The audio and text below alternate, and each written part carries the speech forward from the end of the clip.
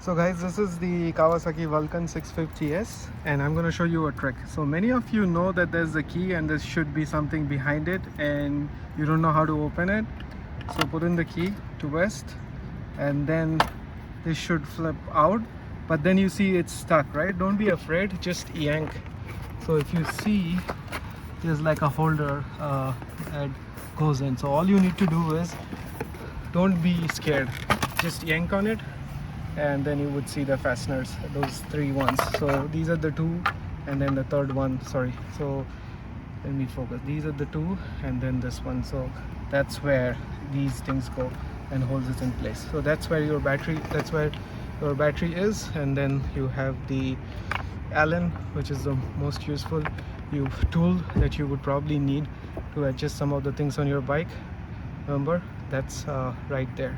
For the rest of the tools, they're all inside the toolbox here. I'll show you how to get that. So first you need to unscrew your driver's seat.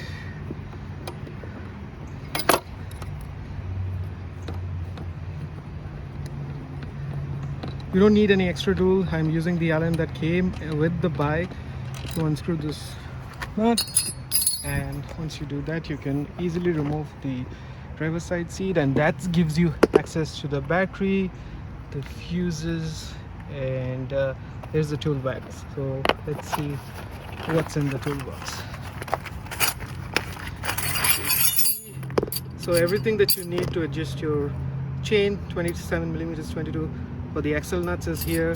There's 12 millimeter range. There's another 12 millimeter and a 10. Then you have a set of pliers. This is the lever to adjust the spring, rear shock spring for the preloads. Then you have three other Allen, and then have this handle.